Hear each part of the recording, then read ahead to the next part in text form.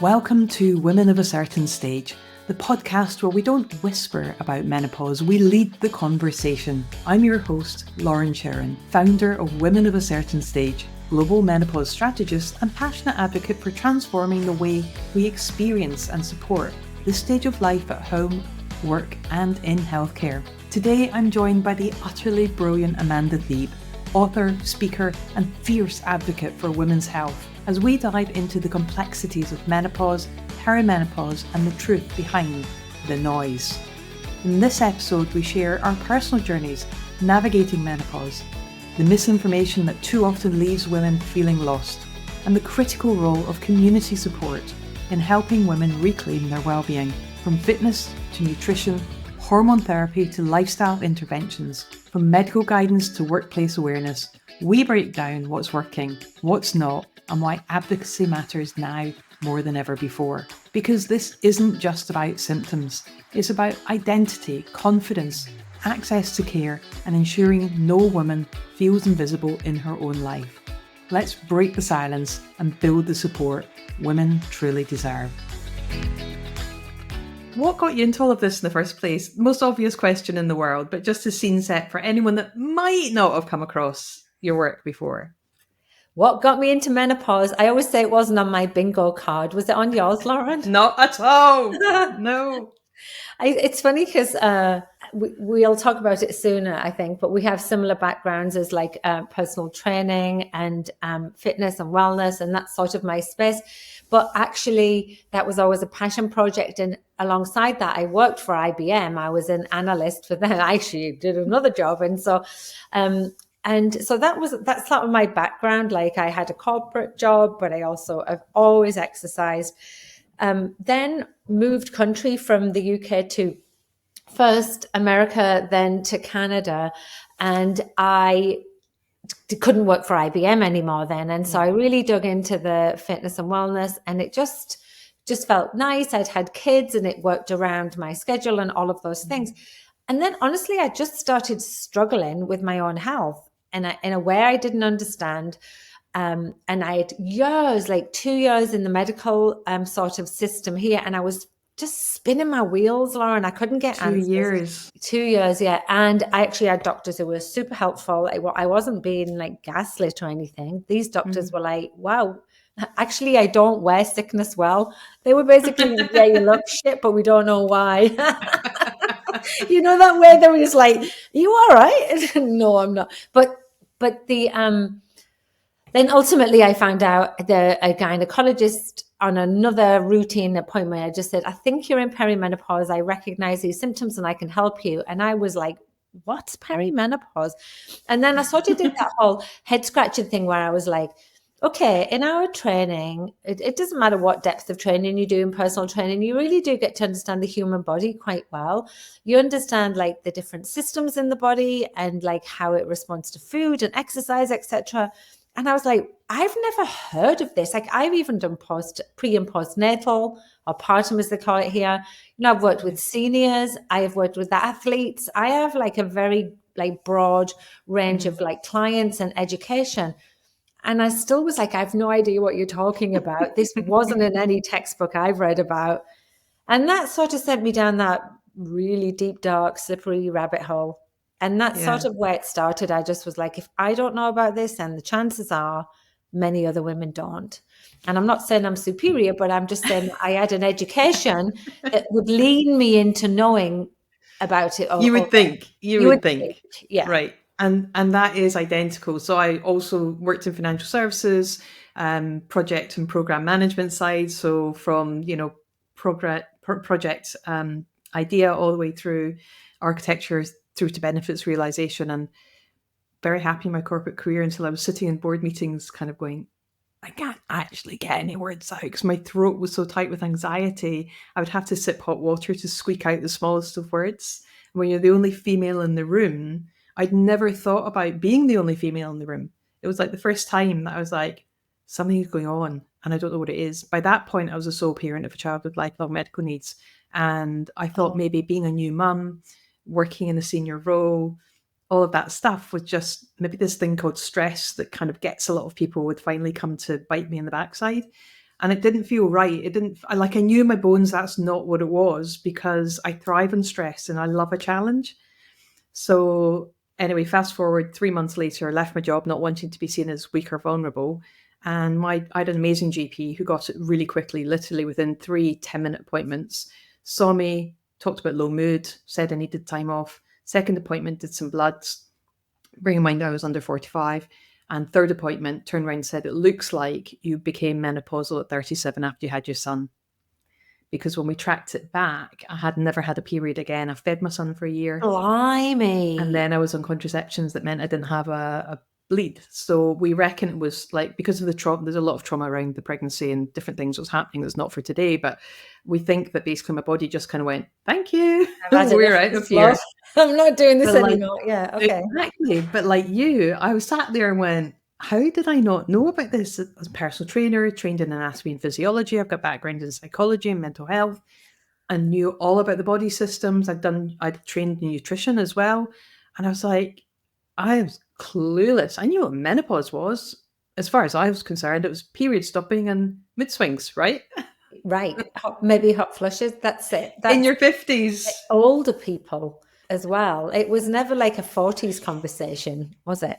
No, it wasn't. It wasn't. So yeah, very similar pathway, very, very similar pathway. And yeah, so, and I remember what happened is after I sort of went to that appointment, just really mad about the whole thing. I was at first relieved I didn't have a brain tumor, because actually I was struggling with really bad migraines. I'm laughing. And the whole losing numbness in my face and everything. And I just was very concerned about something sinister happening. Mm-hmm. But then I wrote this article, and I had a very small blog at the time. And I mean, I used to write like a few things, and I wrote this blog, and it was like the shite that nobody's ever told you about perimenopause. And it sort of went viral. And I thought, you know what? One of the worst things for me in those 2 years, one was not knowing, but two was feeling very lonely. Yeah. And I crippling depression as well. Never experienced depression in my life. Didn't even know it was depression, actually, as well. So, because I'd never experienced it, I didn't know what it was.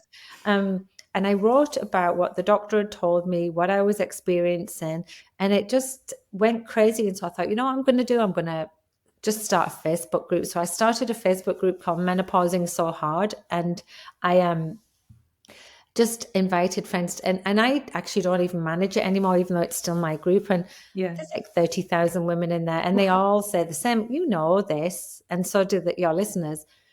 It's like one wave of women come through, and then the next wave of women come through, and I've got now elders in the group, that manage them for me. But isn't that what we were missing, though? What we were missing, right? Having the elders. Huge. Yeah. I love that you've created that. I love that. But sorry, I didn't mean to interrupt then. But no. You're right. It's what we needed. I have called my mum out and said, why didn't you talk about this? She went, well, nobody ever spoke to me about it. And it was a bit embarrassing. Yeah. Yeah.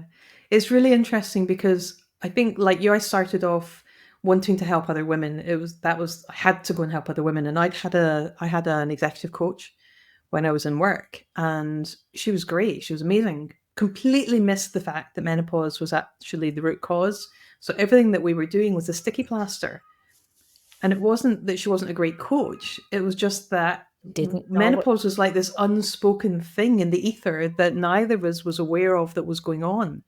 So I was really committed to wanting to help other women when I came through the whole thing. But I also realized very quickly that I was probably better working with organizations than working with individuals.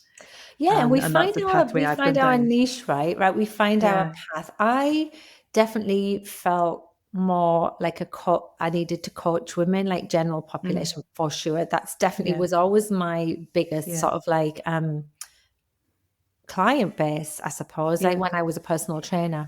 And I actually left the corporate world way before I was at any executive level, right? So I left like when I was 28, right? So I had a good career, but I wasn't like a executive level. And so I knew I wanted just to talk to like Jane or Sarah on the street type thing. That's who and so when I ended up writing my book, Menopocalypse, I wanted to write almost like your best mate's guide to menopause, like just so that I could speak to women who I would just like have, some people here call it like the church town hall, or, like the knitting group or whatever it is you go to. And then what happened is, because I spoke to those people within my social media, it was those women that were like, would you come into our organization and speak to us? And so it's funny how you came in from the top end and I came in from the bottom end. But equally, I believe that the change that's happening within the workplace has happened because of like a grassroots movement. Yeah.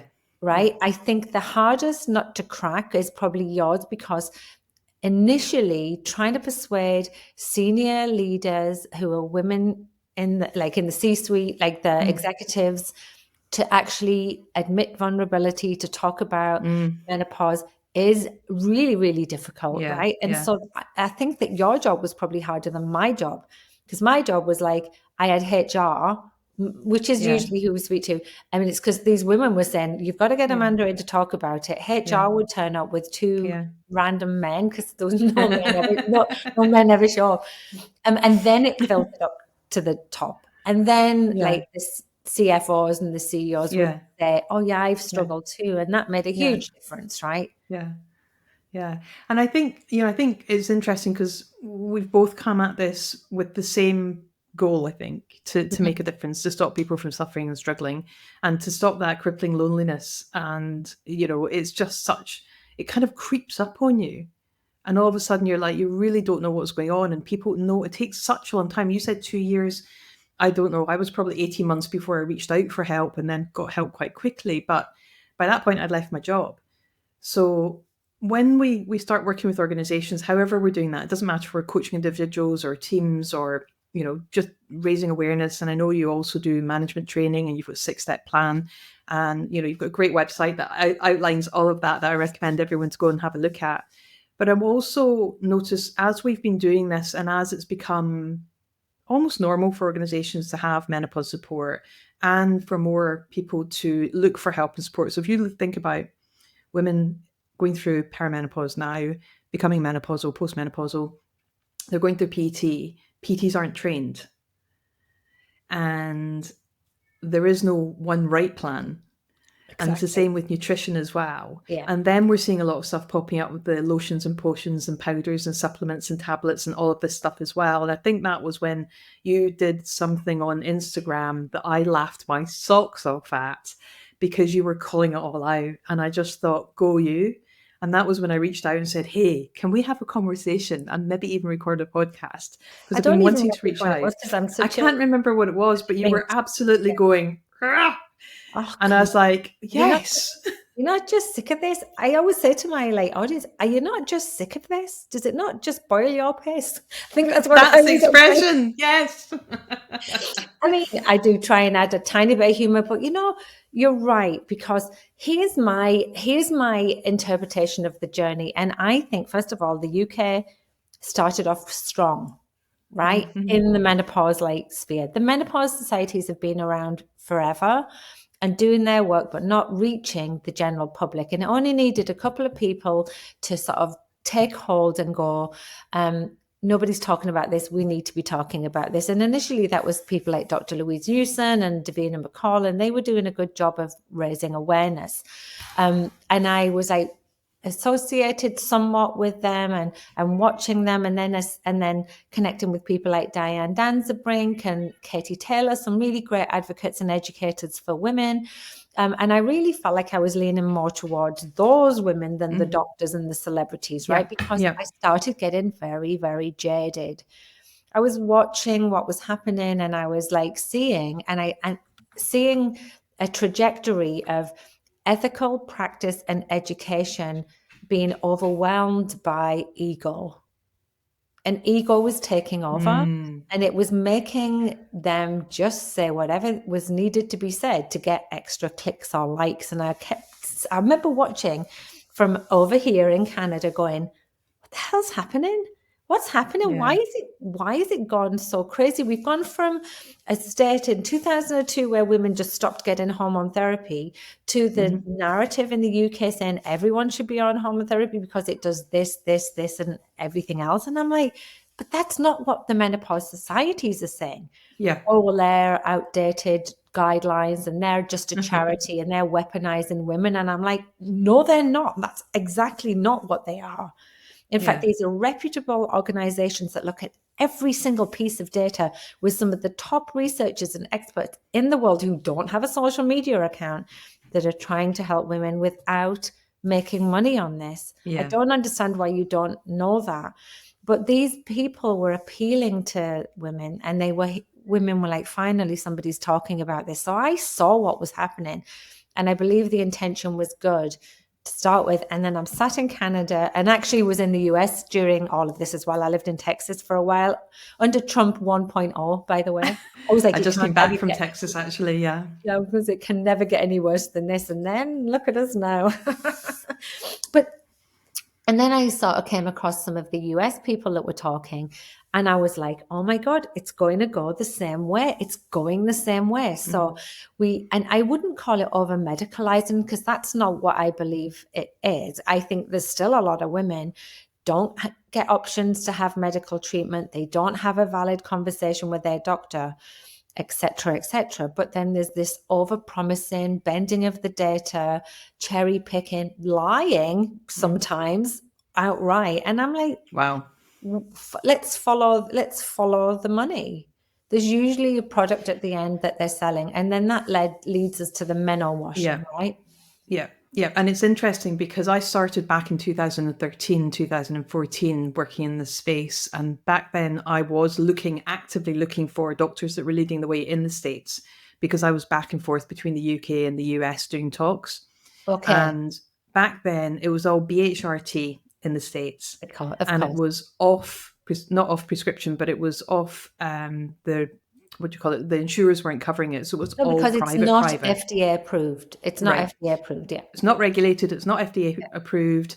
And it was really fascinating. But I met some incredibly amazing doctors that had chosen to go down that route because it gave them an additional level of independence to be able to work with clients in their eyes. At least that's what they were saying at the time. And especially down California on the West Coast, I was learning from a lot of doctors down there and learning about BHRT. And I knew, regulated versus unregulated.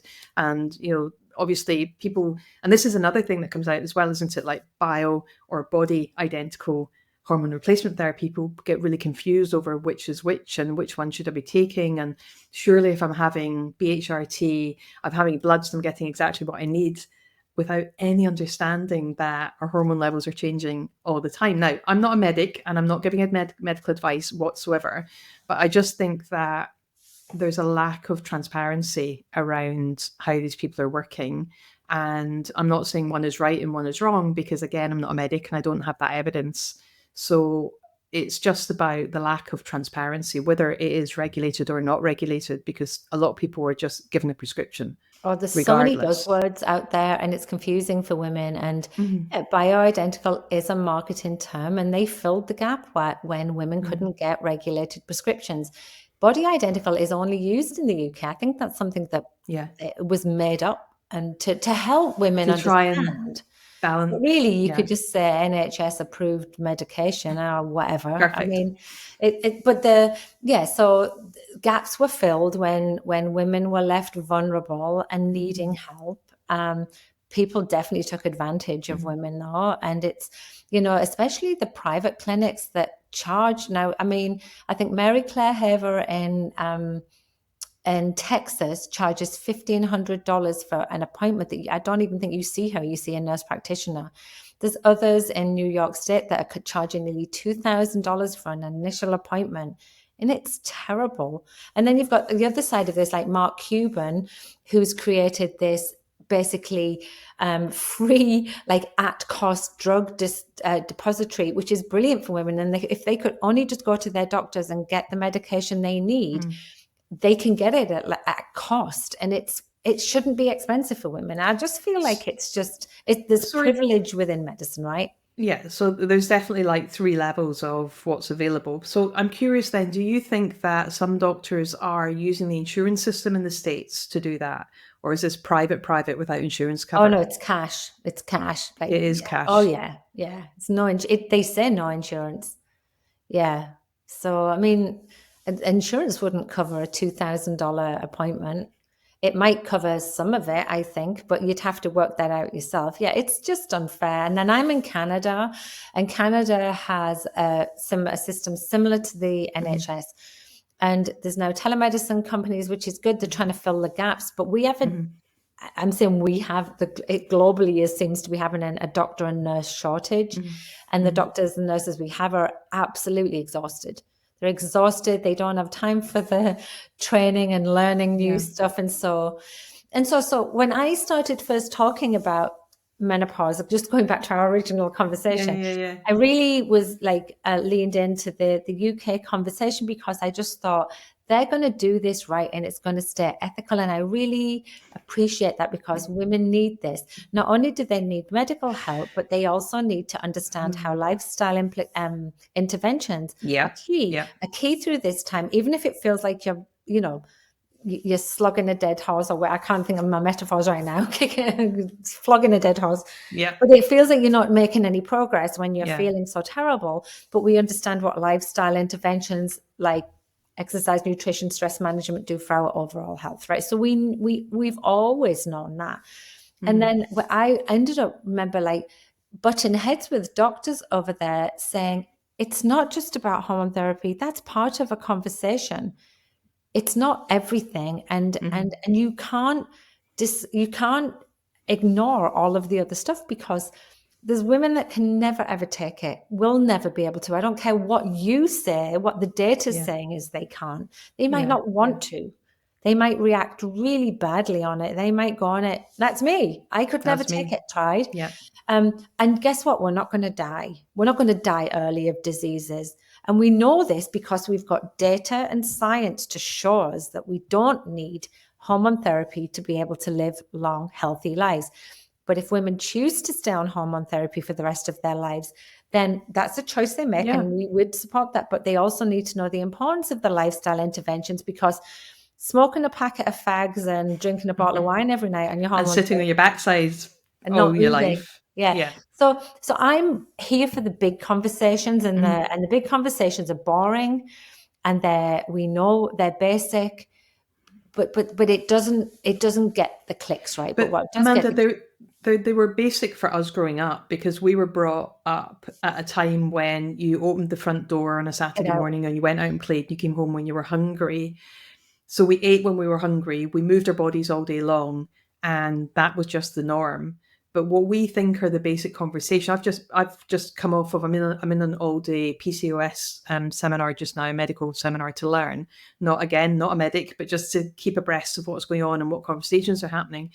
And as I broke away from that, I just finished listening to a researcher, PhD researcher from Oxford University, who's looking at a dietary intervention for PCOS, right? These conversations were not happening 10 years ago, 12 years ago. And so for me, it's just so heartwarming now to start listening to medical conferences when they are talking about nutrition, talking about lifestyle, talking about smoking, obesity, movement, and all of these good things as well. And what I loved about what she was presenting was it's on the back of a diabetes protocol that she's been running. And what was really fascinating was, which I've never heard anyone in the medical world say before, is that it actually doesn't matter what diet you're using, it's the diet that works in the way that it works for the individual. And I thought that was quite interesting. So they were all based on what I think you and I would probably agree on, fairly loosely Mediterranean style diets, but they were presented in different ways. It's the So most studied, as we know, right? But yeah, if you look at it from a fundamental level, it's a very plant heavy yeah, diet with some lean proteins in there and healthy carbs. Like it's yeah. just like, like Yeah. And what she was saying was, they know that for the people that are wanting to follow specific recipes, they presented it in one way. For the people who were calorie counters, they presented it in another way. So I thought it was really fascinating that they were looking at the psychology level I love of the that actually. nutrition. Yeah. And I thought that was my like moment of going, ah, finally someone really gets it. It's about meeting your client where they're at and not enforcing something on them, which is never going to work in Yeah, the and long exactly. term. Like, so I have a son who's neurodiverse, right? And he is the old school Asperger's, they would have said, very black and white. And there's no point me saying to him, if he wanted to lose weight, well, you could have some of this and a little bit of this. And he'd go, no, I need to know I can only Yeah. eat this and never eat this. And for almost all people, you would never suggest that, because that's food restriction and rules and regulations. But for somebody who maybe is neurodivergent, that's actually the way that they're going to learn, right? And so you can't say there's a one size fits all, and which brings us to the menopause diets that are out there. There's so many of them, like intermittent fisting. Oh my goodness, please put that out. I'll leave it in. This is a very Amanda type thing to say. No, are we leaving that in or are we editing that out? I wonder. I'm thinking, how would that look? Oh, that's brilliant. That's one of my best faux pas, I think. That's a good one. So, but getting back to dieting. Oh, that's great. Is, like, intermittent fasting and keto and whatever. There's like these carnivore diets, and people are like pushing this. Like there's somebody in the UK who I don't know from TV, but Davina Taylor or something. I don't know. She sells supplements, but she's now knowing that the menopause world is like the next biggest thing. It's worth billions of dollars, and making shit up, and people are like going, oh, so I need to get out and ground my feet in the sunshine, not wear sunscreen. I need to only eat butter in my coffee and then take 5 potions and lotions. And it's all geared towards menopause, and women are buying it. And I'm just like, what do we have to do to say to women? What are some of the ways we can help women, coach them to say, I can tell you how many red flags are here, and like we didn't learn critical thinking in school. That's something we've evolved as ourselves, unless you went to university, right, and did science or something like. And it's just something it's now being taught more in schools, I think, which is great. But like, I think we willfully just accept that people are going to sell us something authentic, right? Yeah, That's what we do, and we're, I've never been susceptible to marketing and advertising, so I'm one of those really weird individuals that you can flash up adverts subliminally or obviously, and I will just go like that, swipe left, I'm not interested, move and on. is it because you're not interested, or you're skeptical or jaded? I'm not interested because I'm so focused on what I want to do and what, I don't know, maybe I've got a condition going on in the background, who knows.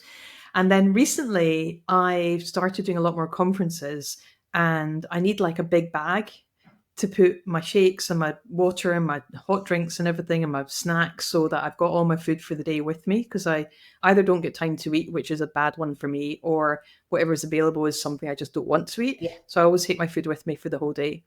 So I've started looking last October, November. Now all the things coming my way, and I'm like, oh, and I'm finding myself going down these rabbit holes. You've got these 400 bags, these £4,000 bags, and these £40 bags. And I did the bag thing. I did the same bag.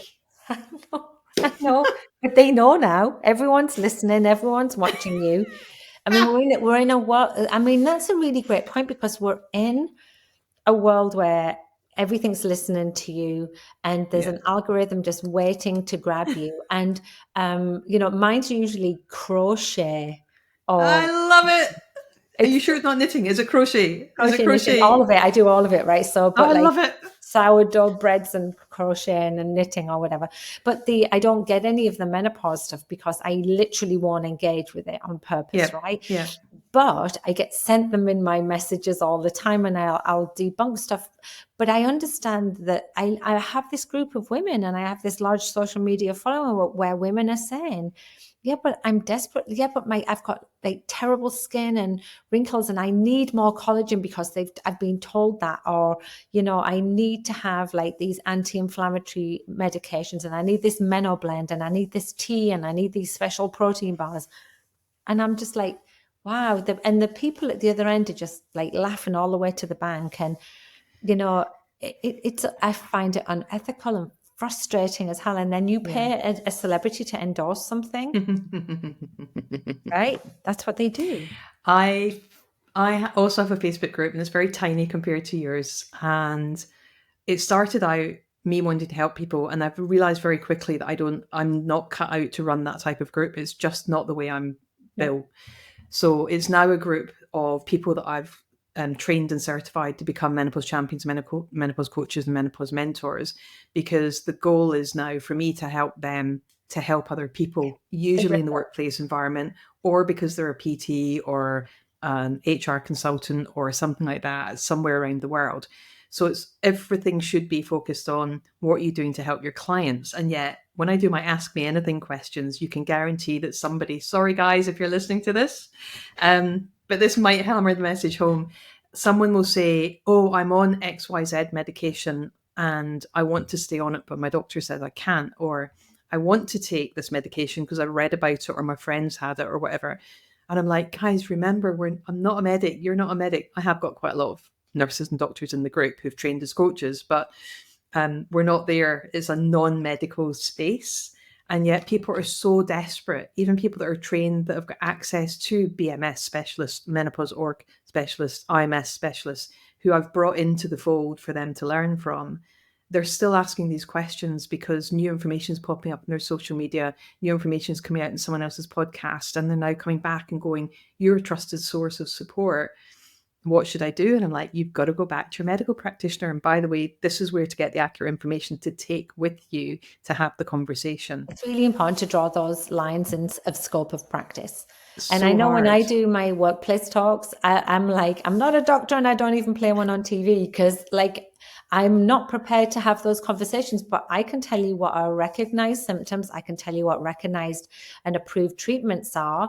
Yeah. And I'll tell you how to speak to your doctor. And I'll even give you a whole load of resources to print off and say, can we have a conversation about this? Because it's really important. But I also do appreciate in the groups when I don't go in very often because a bit like you, I realized I created it on, I've created a monster I don't want. But the women will say, how does it make you feel when you take this medication? I'm having this symptom. Has anybody else had this symptom? And I think lived experience is the church hallways, the coffee mornings and stuff, right? And I think that I'm okay with that. What I am not okay with is when people say, just start reducing your dose. There's a whole bunch of UK ones I jumped into just because I heard this was happening, and women are saying, oh yeah, just give yourself 8 pumps. That's what I do. I heard somebody saying that on a podcast. And so I'm reduce or increase. Oh no, it's always increase. Always increase. Yeah. That's what I was going to say. That's what I've been hearing. I'm always like, would you do that with any other medication? Have you been sort of like, is the message sunk in so deeply that you believe that hormone therapy is not a drug, that it's natural? But there is positioning, and there are medics that are positioning saying they're not drugs, they're just hormones. That exact expression that I've heard them called natural hormones, and I'm just like, okay, yeah, your body is full of like natural hormones, but we don't advise women to self-medicate on any of them. And the idea that this is natural, I mean, do you think that we're just rubbing half a yam on our leg? Or do you think these are made in a medical facility through processing? Like, they are controlled drugs and good. Like, we want them to be safe, and please don't self-medicate. Like, it's just crazy. Yeah. Anyway, so I find the whole thing really bizarre. I'm like, why would you do that? If you were on a thyroxide, I wouldn't say, oh, you know what? Just double it. Just increase your dosage. Just double it. Why not? Just whack twice as much insulin in your body as you need. Can we just catch up every few weeks? Because it is just so good to talk to somebody who is seeing the same issues, coming across the same challenges, got the same opinion about it all. It's just so refreshing, because I get DMs every single week on Instagram or Facebook going, I'm launching a new product. It's a new supplement. It cures all these things. I'm like, great. Tell me about the efficacy. Tell me about your due diligence on your supply chain. Tell me how long you're keeping your products. I'm looking for at least 2 years post use by date to make sure they're still efficacious. And I have this whole list of like 14 different questions I send people, and I very rarely hear back. Well, a few of my friends tried it. Yeah, that's a really good approach. I know when it says evidence-based or research-backed, I'll say, yes, send me your personal research for your company and I will review it, because they never do. And when you go down into the weeds, they'll just grab any old research and expect nobody to look at it. But then there's people like you and I that will. And I know that I get asked to sell products all the time. And I actually went into some famous American actress's post who was talking about a menopause test that she was has changed her life. And I put a comment and said, oh, that's really interesting. They reached out to me to sell this too. And I know it's a new product. I just wondered how it had changed your life. And, because the whole point is they were like, yeah, Amanda, if you can sell this, we'll pay you this. And then just do a few posts on Instagram. And I'm like, the tests don't work. No. But there is no menopause test.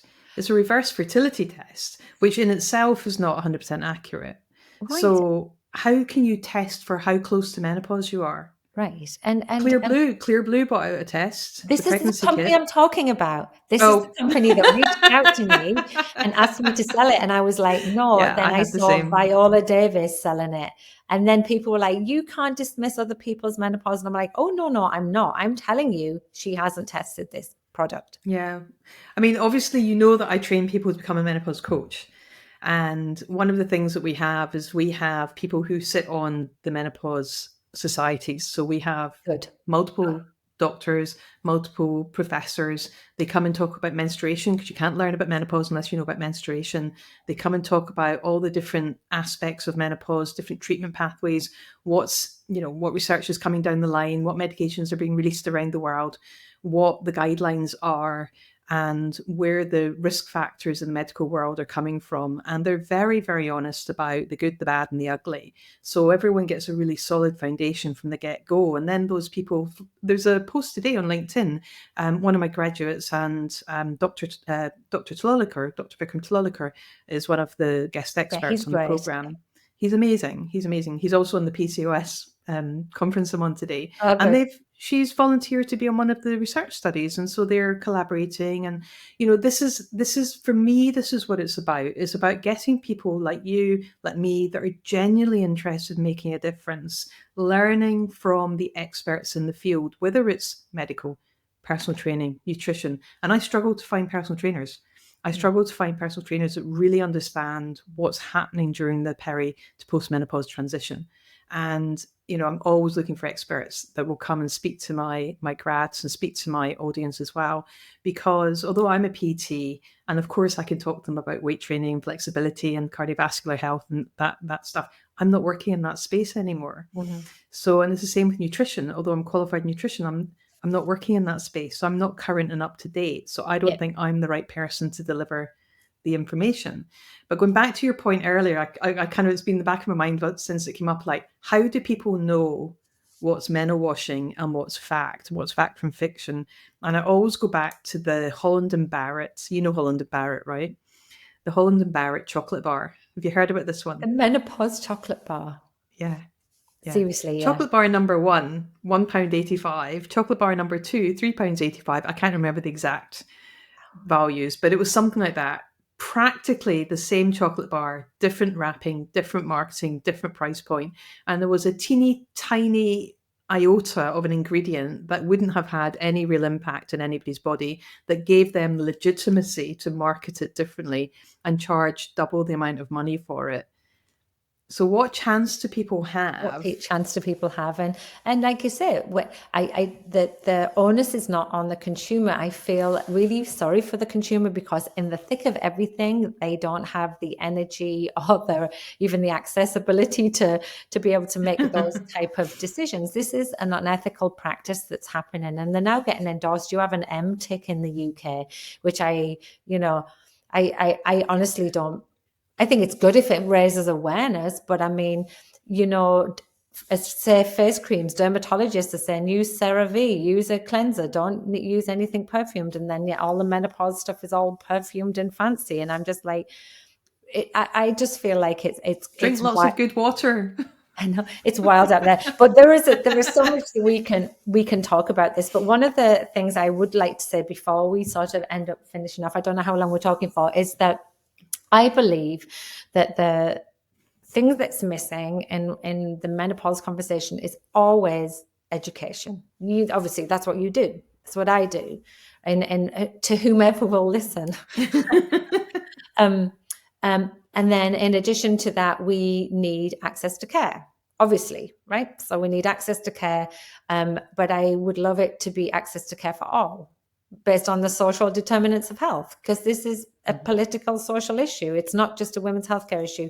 And then I also think that community is huge. And I think that, like, you know, having somebody to talk to and share this with, and then actually having valid information with trained educators, that's the ultimate goal. So because of those things, I'm doing my best to work in the advocacy space, like policy change space now. And I think that that's likely the type of thing that would be in your wheelhouse too.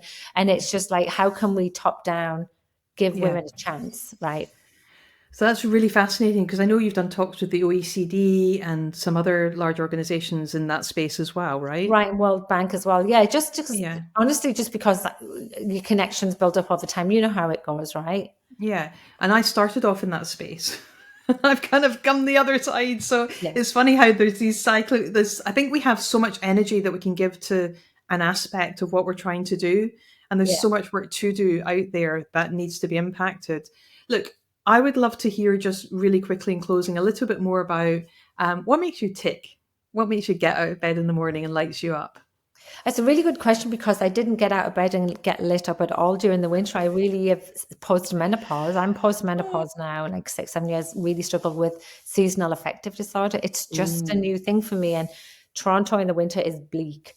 But the thing that gets me out of bed in the morning is actually like I get excited about feeling like strong. I know it sounds really corny, but like I lost that in the winters. I sort of have really struggled. This winter was particularly bad, and now I'm getting up and I'm feeling strong and healthy again. I know what it takes to be a strong, healthy woman, and it isn't rocket science, and that is my area of sort of expertise, right? And so, like, just getting up and even just moving, going for a walk, and the birds are singing, and the cardinals are all out, and it's gorgeous, right? So, yeah.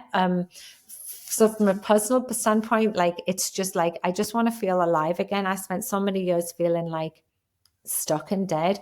And then from a professional standpoint, the thing that gets me out of bed in the morning is I'm just desperately leaning into how I can help everyday women, the general public, more and more and more. Like how we've gone, like as a personal trainer, it's one-to-one, then it's one-to-many, then I wrote a book. And so I'm actually working on an app at the moment, the Ultimate Menopause app, essentially. Ooh, That is love it.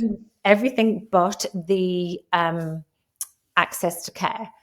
But the hope is that I can work alongside, like, the Canadian healthcare system, the US, the British healthcare system, in that we have the education. And when you go to the doctor and he says to you, yeah, you're not moving enough and you're too fat, and all of those insulting things that happen.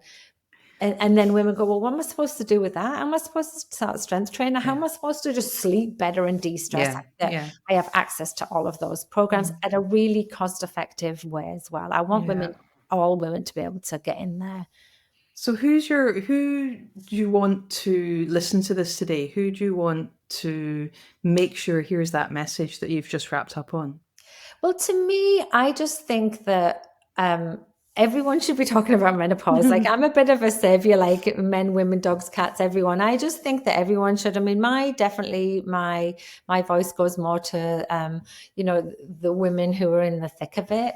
I definitely have a different presence when I talk to people on LinkedIn. This more professional, but from a real down to earth standpoint, I just really want women to know that it's not rocket science. There's help out there, and that the women who are going through perimenopause, like, seek help, like, have your radar on for ethical practices. And then for those women coming up into it, be prepared, like the good girl, dib, like, plan ahead. Love it. Love it. And your message aligns very much with Kathy Abernethy, because she also, having worked in menopause space for over 28 years, she also, former chair of the British Menopause Society, she says the same thing. It's not rocket science. It's not rocket science. We just need the knowledge. We just need to support each other, and we just need to, work together to find our way through. And if we could only eliminate all that struggling and suffering that you've been through, that I've gone through, and so many of the people we're supporting are currently going through, it would just be such a different place. So what have I not asked you? I mean, I'm going to signpost people to your website, your TED Talk, your book. What else have I not asked you today that you would love to share? I don't really know. I am writing a second book. Ooh. That's exciting. So, but I'm right in the beginning stages. I've had an outline for nearly 6 months, and I sort of want to talk about the post-menopocalypse, because I feel as though there's a message out there that, if we don't do this, this, and this, then we're all dead and fragile and we're all crumbling. And I really want to fight back against that, because it's just not accurate. And I want to really lean into some of the myths that are out there as well, and how it's become an industry and women are scared now. And it's just this pendulum swing. So I'm working on that, but I'm actually going to work with a writing coach, because the last time I did it, I sat with it until I hired someone, and she went, I expect this many words by this day. And I'm like, okay, I can do that. So that takes years and years and years, but that's another passion project on the side as well. Amazing. Amanda, thank you so much for making time to connect today. I look forward to hopefully having the time and opportunity to speak to you again. And thank you. It took a long time to get this together, but I'm glad we did, Lauren. Lauren, thanks so much. Amazing. Thank you for joining me on Women of a Certain Stage. I hope today's episode inspired you to think differently about menopause and the incredible opportunities this stage of life brings. If you enjoyed this episode, please share it with 3 friends who need to hear this message. Don't forget to like, subscribe, and leave a review. It helps us reach even more people. You can connect with me on LinkedIn at Lauren Chiren, or visit our website at womenofacertainstage.com to learn more about menopause coaching, inspiring events, and corporate training. Until next time, let's continue making a difference, one conversation at a time.